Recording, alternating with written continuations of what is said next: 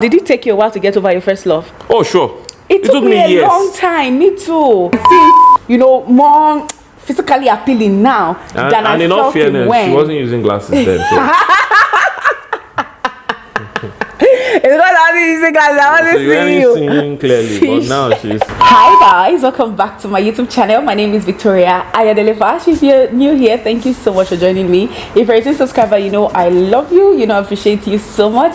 Thank you for always coming back. Okay, so today I have with me the one, the only sugar in my tea. Yeah. It's so lame. You now find something out of the one and only contracts in my... Oh God. I'm looking for loyalty terms. But you are still blushing, so I'm blushing. Yes. This is how to blush. Yes. All right. Is it not blushing? See, you're smiling from side to side. I have this fine boy here today. I have my husband on the show, so can you introduce yourself? Hello everyone. My name is Wale, as many of you know, and it's great to be back here. Okay, it's great to have you here. Okay, so last week we talked about, analyzed. Sorry, it was last week. It was this time last week. Okay. Anyways, it's not the last time. This is on the last video I uploaded. Okay. Yeah. So in the last video, I and my husband shot, right? That was last week Sunday. We talked about the worst marriage advice, or we analyzed the worst marriage advice that you guys said you had ever gotten. So yes, today we'll be analyzing the best marriage advice that you guys said you've ever gotten, and we'll see if it resonates with us. And yeah, so are you ready? All right, so guys, remember, please subscribe to this channel, and please subscribe to the Truth and Tales podcast channel. I'll leave the link in the description box below. I and Yemi delve and analyze different issues that are very interesting, so go and check it out and subscribe. Okay? All right, so yeah, let us get right into it. So the first question is from Bemi or Bemi, any of them. My husband said it could be two names, so Yoruba names. The same spelling meaning different things. Yes, now. Yeah. So he or she said, best advice: you are fighting on the same side and you are not enemies. Just like in a battle, no soldier is left behind. So what do you think? I agree with that advice. I think it makes a lot of sense, and in fact, I try to tell people, if we get talking, that even in relationships, that serious relationship, you should evaluate disagreement along that prism.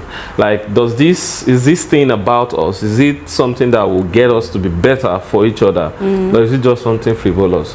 Of course, there will be frivolous disagreement. Yeah. But that one allows you to focus. It helps you know how to channel it. So it's absolutely correct. It's something that my wife always emphasizes anyway. Yes, and I'm glad you gave me the credit.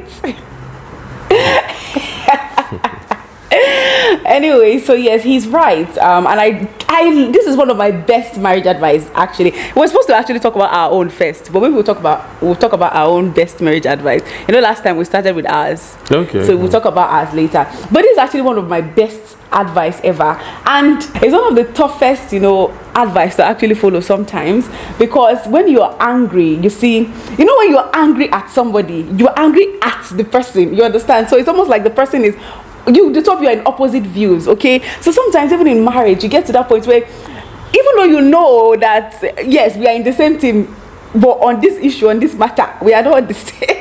We are not seeing eye to eye on it. But I always tell my husband too, and we talk to each other, that we should always look at every issue as us against the problem, not us against each other. But there are times that we have issues and arguments, and when we are fighting, and this advice is so hard to follow. You have to remind yourself that, okay, we are on the same team here. This is what we are trying to achieve. So what is the thing that I am arguing for? How can we take yours, what you're trying to say, what I'm trying to say, and look for a middle ground? Okay, but when you're angry, that's not usually the first thing you want to do. Like, you want to argue your point. You want to win the arguments, you understand? And then you end up fighting against each other. I mean, me and my husband, we've argued about things that does not concern us. You understand? Maybe it is random things. we saw on social media a video we watch on YouTube. I will argue about it. I will make it about ourselves. I will start to fight each other because you have a different opinion than than I do. You understand? So yeah, like my husband said, arguments and issues like that are going to come up, but always have it at the back of your mind. And in the heat, when the argument is in the heat, you forget that, okay, if my husband is telling me that, okay, for instance, let's give maybe I want to, I don't know, buy guan. I don't know what can be a big argument. I don't know. Let's say for instance, maybe I want to, let's take the littlest thing, food. I want to buy food or whatever. My husband is saying that let's save money. You understand? I will start to fight. Food is important in the house. You understand? I have my own reason for fighting. He has his own reasons for fighting. But then what are we trying to achieve? Are we trying to save money for the family? Are we trying to, so where do we get to the middle ground at the end of the day? So you look for where... Great illustration. It's a good illustration, right? Thanks. Yeah. Because on the face of it, both they are good things. They are very so you need to look, okay, so what are we trying to achieve? We want to have enough money in the future to be able to do this and that. So what can we let go of now?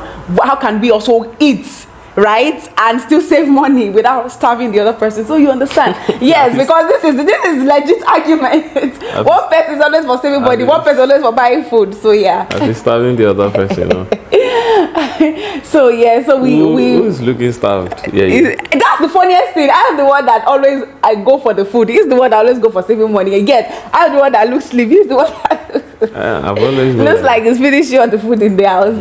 But anyways, yeah, that's but at the end of the day, what are we trying to achieve? And then we say that, okay, this is what we're trying to achieve. Let us work together to achieve that. But when you're always focused on, oh, I have to be right, or it's focused on he has to be right, that's when we now start to see ourselves as enemies. And before you know what, a little argument will become something big. Yeah, I think another way to put it is not focusing on being right. Yeah, you should focus on your relationship, right? Yes. Because it's one of the things that drives, that makes disagreement become very antagonistic. Yeah. Is that thing that I'm insistent on being right. If my partner is also insistent on being right, we won't make a headway. So just like the illustration she gave now, if for instance I'm saying let's buy more food and she's saying no, I think we should be saving more around this time or for whatever reason, even if there is no reason attached to it and all that one. Sometimes in whatever sentiment I have about food, we overshadow what my wife is saying. Yeah. And I may not, if I'm not careful, I'll just keep thinking, oh, she's wasteful. How can she be saying that I should not eat? All my life, I've been thinking of when I'll be adult so I can eat whatever I Your like. head. You understand? Yeah, throwing shade at me. No, I'm not throwing shade. I'm just saying. And the other person too, and my wife may just be like, no. I need you to understand something. Planning is very important. You have to have money for exigencies. Yeah. You have to have, because all my life I've always saved, and I've always have reserve. That at any point in time, there are certain amounts that can be a problem because I always have reserve. Let's continue.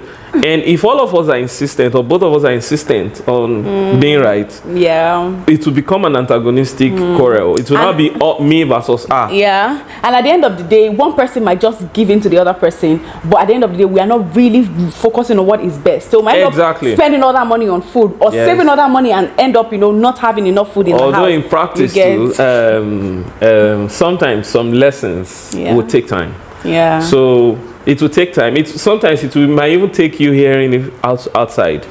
Maybe something my wife has always been saying, and I'm like, then one day someone will say it and it will hit home, and I'll come back and be like, that thing that you've always been saying. You're just straight shades at me. But no. It's okay. I'm not angry. I'm not angry. Because you always say that thing. Did I not say it? But when I said this. Anyways, it goes both ways too, so I'm just kidding. Today is Sunday, may God forgive us. Yeah, I forgive you too. Okay, so yes, that's actually a very good advice. Always remember that you're on the same team and no soldier left behind, okay? And it can also be applicable. I know we've talked about this point for too long. When external forces are beginning to are trying to interfere You understand? Maybe a friend of yours is saying, oh, maybe, you know, your wife did this, your wife did that, she should not be talking to you like that, she should not be doing this and that, you understand? Or people on YouTube will be leaving comments like, oh, your wife should not be calling you by name or doing this and doing that. You realize that you cannot come in between us, because we are a team, okay? Whoever, even if it's families or friends, we come first before any other person, right? Yeah, no, you're absolutely right. Okay.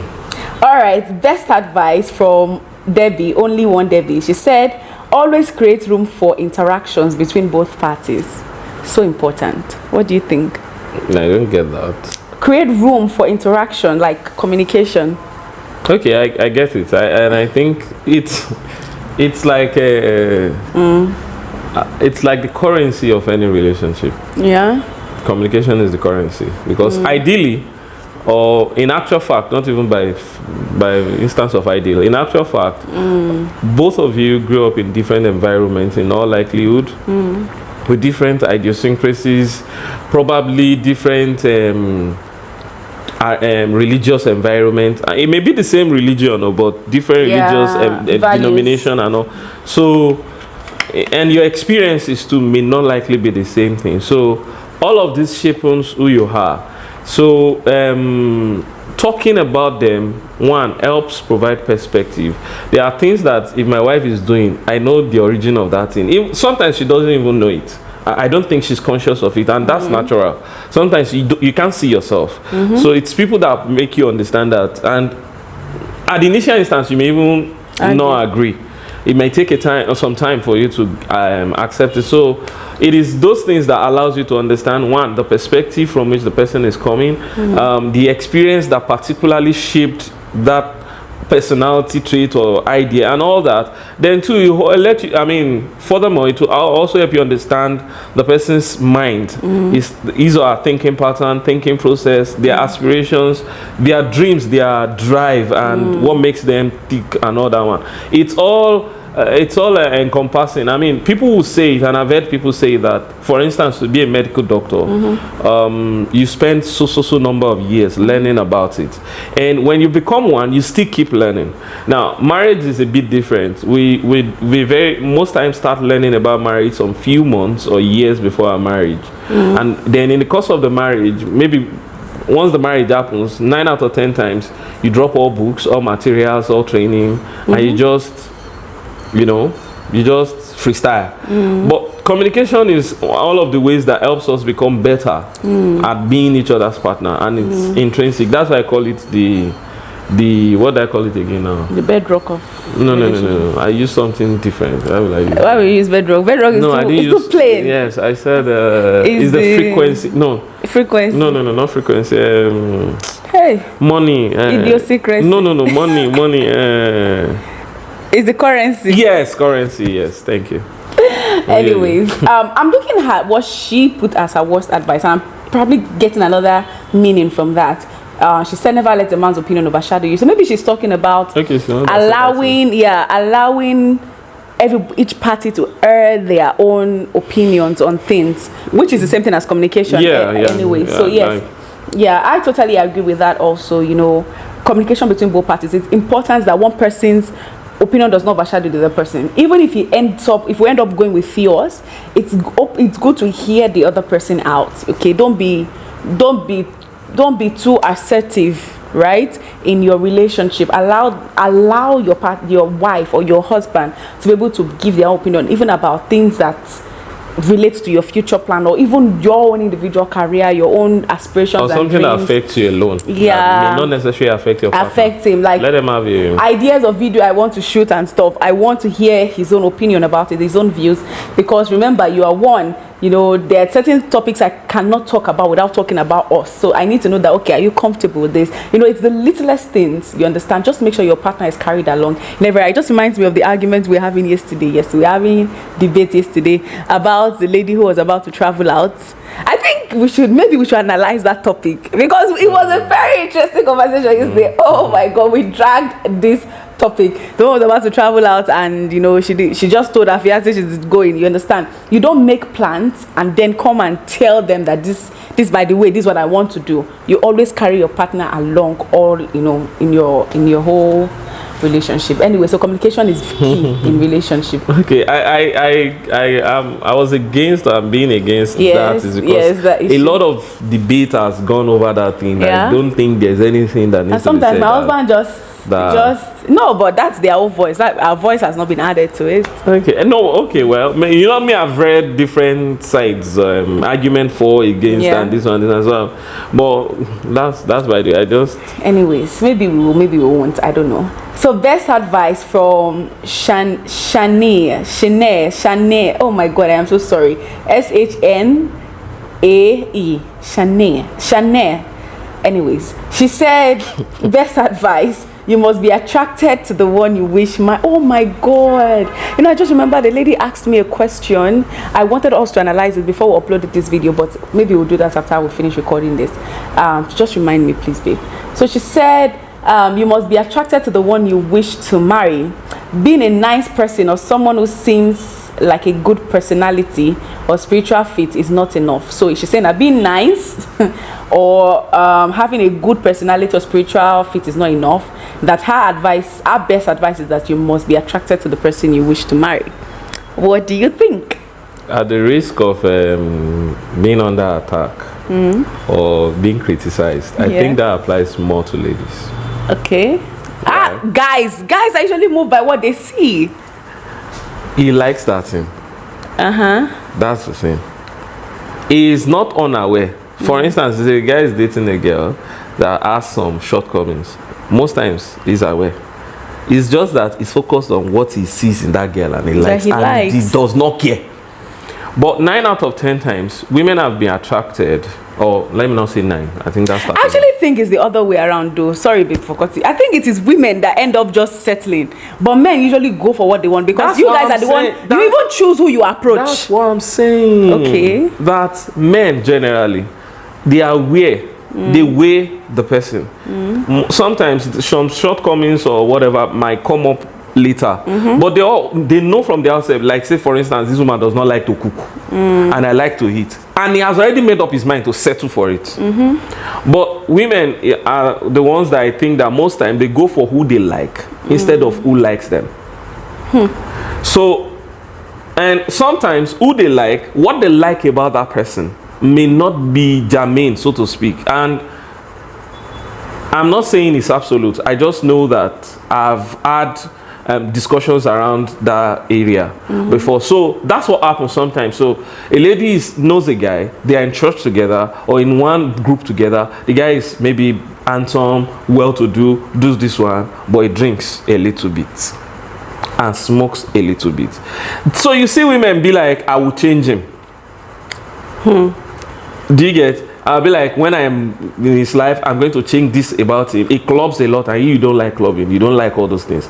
You overlook all of those things because of 1 or 2 things you like. Now, the funny thing is, it wouldn't have been a problem if those things are something you can look away from totally. But most times, or sometimes, they are not things you can look away from. So, but you convince yourself that I can make it work.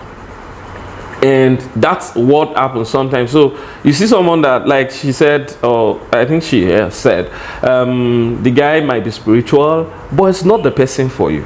But you are overawed by the person's spirituality and says, okay, this spiritual... No, that's not what she's saying, though. She's saying that spiritual is not enough. So go for someone you are attracted to. We're talking about physical attraction. That's what I'm saying now. So we focus on many things different from what maybe it's a part of it or different from what you really like. But if you see a guy, most times, of course there will be exceptions to this general rule, but if you see a guy that goes for a girl or a lady, physical attraction is one of the most intrinsic part of it. One of the most because we are moved by what we see generally. But of course there will be people who do things differently. But you know that there are some girls you would never approach to get married, for you to marry. We've had that conversation, and it has to do with physical attraction. Yes. You have your spec. Yes. And most men will usually, because you guys are the one who have the who usually take the first step. You know who you filter the person you want to approach, and most times it starts, at least before you get to know a person, it starts with what you see physically, mostly for men. I'm not disputing it. I know that the dynamics is a bit different for both genders in the sense that 9 out of 10 times guys are the one who does the approaching of the lady. But the lady has the right of acceptance or refusal. Yeah. Now, so this, what we are saying now is not just about who approaches who. We are talking about, so a Physical lady sees the attraction. guy. He knows that, okay, maybe this guy is not exactly what I like, but he's comfortable. He can give me something or this one or that one. And he settles for that thing. I think it's, on my own, I think it accounts for many of these, what do they call it now? This thing fraud, paternity fraud. I think you're talking about a lady from a guy's perspective, because that's not true usually. Okay, so and that's why I said on my own thinking that Yeah. a lady, that's one of, because most times when people commit those paternity fraud, it's very hardly happens that the person who impregnated them is a new person. Most times it's old flame. So that person is the person they are sexually or physically But you know this attracted happens to both genders too. That's why I say paternity fraud, to specify it. So I'm not saying that both genders don't commit extramarital affairs. I'm saying if a guy is committing extramarital affair, most times now, it's not, they may be hot flings, but most times it's new people. I think we're deviating from the No, the question. I'm just using it to provide the perspective into what I'm saying. I'm not, and anything I'm saying is not absolute. It's just my own opinion, impression. Yeah, because I do feel like that's what guys think, but most times for women, because number one, remember we have biological clock. So if guys come here, that's another factor. That's another factor. Yeah, if guys come here rejecting, get to an age where even though we telling you that you are still rejecting, sure you are checking the time. You understand? And we end up settling, not necessarily for what we want. That's why we usually marry and say that, oh, when we get married, then we'll try and change certain things about him, because you are not everything we want, especially physically. But guys, 9 out of 10 times will go for someone they are physically attracted to first before any other thing. What you're saying is right, but. And I think what you're talking is the sexual market value, not even the biological clock alone. The sexual market value of a woman has a time frame, and it's the truth. Even though people don't like to hear it, there is a certain age that women get to that they have more. They are their peak. They have the highest number of sweetos, if you can call it, coming for them around that period. Now, most times they are not interested for whatever reason, and I think the modern day living that makes us prioritize career, achievement and whatever makes it a bit difficult too, because in our mother's time, 17 they are married, 18 they are married, they have finished secondary school and whatever, so they have job, they are teachers, they are this one, so they are already married. But at time when, if you graduate at 18, you are thinking of master, you are saying, I graduated early, you are thinking of masters, you want to start your career. So as of that time, when men come, you just be like, you are a distraction. So by the time she feels like she's comfortable enough to start dating, the market value has dropped a bit, so there are not so many men around. Yeah, that's how we end up going for. Sometimes so it's, I agree that it has to, because play, when you ask majority of women now, even of successful men, they will tell you that their husband was not what they wanted, but they saw more than what they were seeing. You understand? I agree absolutely. It has to be part of what contributes to it. It can, I mean, it has to, because there are very few number of, I mean, the market is lesser for them to pull out from, so sometimes now, they settle for less. Back to the question, physical attraction, should that be a basis? Because she's saying that her best advice is that focus on physical attraction. Spirituality, good person, being a good person is not enough. You have to be attracted to the person physically. I think it's a concussion of all of it, but it has to be concussion of all of you. All of it. Physical, mental, spiritual, if it's important to you, financial, all those factors. But physical attraction should not be subjected. Is attraction intrinsic or necessary, along with any other quality you may want to look for? Yeah, you need to be attracted to who you want to be with. Well, for me, okay, and I mean, I'm not saying that don't be physically attracted. I was physically attracted to my husband, you know, to an extent, but not to the extent of what I always envisioned. You understand? I was so much in love with his personality, with his wisdom. You understand? I'm a sapiosexual. I'm very attracted to intelligent people, intelligent conversation. Yeah, you know that about me. You know, so I fell in love with him intellectually before I fell in short. Now I am more sexually attracted to my husband than I was when we just started dating. Like, yeah, honestly, and that's like honest real conversation. I seem, you know, more physically appealing now than I in felt all fairness, when she wasn't using glasses then. So. It's because I wasn't using glasses. I wasn't So you seeing weren't seeing clearly, but now she sees better. So. No, but it's just the truth. So yeah, so for me, and physical attraction can be a very big deal for you guys, but I think when you meet a good guy, it ticks all your boxes and whatever, and physically is not yet there, because I always say, see, physical attraction is fleeting. Hey, a guy that has this fast today, tomorrow that's this fast my destroy. If you marry him because she's saying that and I like that she specified, like spiritual, him being a good person, being a nice person is not enough. So you end up going for someone that, you know, he has those things, he's good, especially, but not to the level you want, but he's more physically appealing to you. Okay, I don't think that's what she's saying anyway. I think I hope so. No, I think she's saying that it should be a factor that you consider, not necessarily the most important factor, but one of the things you consider. Yeah, that's how I see it. Yes, I also think it's one of the things you should consider. Be attracted to, at least don't be repulsed. Like, there was a guy that I also dated, as sapiosexual as I am, he's very intelligent and whatever, but physically was not just cool. It wasn't doing it for me, you understand, and it didn't work, you understand. It was just too bad. Okay, so even I didn't get everything I wanted, but I got a lot of things I wanted from my husband physically, and I had too much, you know, in other, like, he complimented me too much in other aspects, you understand. So yeah, that's just it. But if that's the best advice for you, you go, girl. Okay, just make sure that you're considering other things more important than physical attraction. Yeah, so where were we? So best advice: someone's first love is something great, but being their last love is beyond perfect. I love this. Isn't that just romantic? I love this so much. What do you think? I think it's sentimental. It's sentimental. It's the goal. Yeah. It should be the aspiration, actually. Yeah. That I might not be the first person you've ever loved, but I should be the last person. At least you love romantically. So yeah. At least. Yeah. So I think it's a good one. You've told me about your first love, right? No, I have not. Do you? Anyways, that's personal question. But yes, that's what I said. Do you sometimes wish that's the person you ended up with? No. No? Are you just saying that because I'm here? No. Why? No, I think you're even glorifying that person too much by bringing them into the conversation.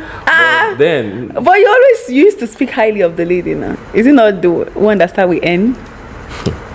Yeah, I love that then. Yeah. As much as I could love being at the age I was. But we didn't end things well. And he sent a message to me. He sent a message that was only good enough for certain things. So, what was that? When you say certain things, you know where my mind went. Oh, no, nothing like that. Yeah. Nothing like that. We didn't do anything like that. But it sent a message to me, and it kind of even challenged me. But am I thinking back and wishing I was with her? Of course not. Why? So you are grateful you didn't end up with your first love? No. And I am so grateful. I'm grateful that everybody I've loved before, I'm no longer loving them. I mean, everybody I've loved before. Yes. Oh. Why should I? Yeah, and I am so grateful that I didn't end up my. Hey God, I am so grateful. No. Is it your first love you're thinking of, or your first boyfriend? My first love, not my first boyfriend. Trust me, not my first boyfriend. He's like my boyfriend, but I told was you the first guy I ever loved. My first girlfriend also BS to Yossi. Yeah, you said so. Yeah. Is it not the again? Of course. Where did I grow up? She better not want to call the first girlfriend, but no, but area model and she. Okay. Anyways, let us move on. Remind me to cut all this place out in this Don't video. Don't cut it. Go and post it. Anyways, so yeah, I am so grateful. My first love. Did I ever tell you about my first love? Did I? Who is he? There are so many. I can't. There are so many. I never told you about him. Are you sure? Did I ever tell you about a guy called Kevin? One Oyinbo guy, fair, wear your rings, smokes, drinks. In Air Force. I've told you about him. Yeah, but you know what I told you? Yeah. It's the one that.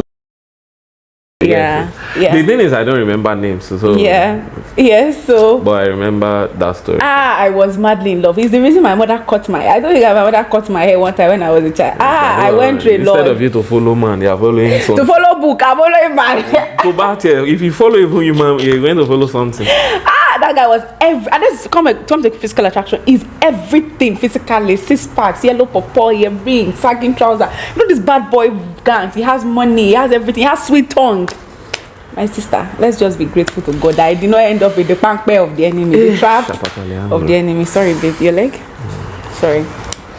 Anyway, so I'm so grateful. So yes, that's so beautiful. Yeah, your first love is important, but get over it, okay? Get over your first love. And my husband talked about paternity fraud and stuff. Sometimes people that hang up on their first love, the person they first love. It took me a while. Did it take you a while to get over your first love? Oh, sure. It took me a long time. Me too. It took me. In short, it was until the guy, tried to assault me sexually. That was when I stopped. It took me over 3 years before I even forgive her. Can you imagine? Forgive her and stop punishing other people that did not offend me. It took me 3 years plus. Yeah.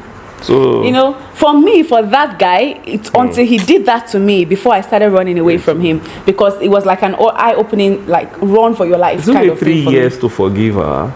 It took me almost 5 years to start to forget her. Wow. Because I know I was in law school. Yeah. When my flatmate brought he was looking through my wallet for whatever reason, gave it. He now saw the girl's picture. He said, "Who is this?" And I says that. He says, "He just saw the picture." So what are you doing with the picture? And I realized that each time I changed my wallet, you always carry the picture. In fact, the day we started dating was my ATM pin. Wow. Until when he said that thing, it was like something removed from my eye. I just went to ATM to change the pin. Oh my God! Wow. First love can be crazy, but don't get hung up on your first love. Trust me, you deserve better. If it didn't work out, you deserve better, and there's someone better out there for you. And God, one day you will look back and you say, "God, I am so grateful that I didn't end up with this,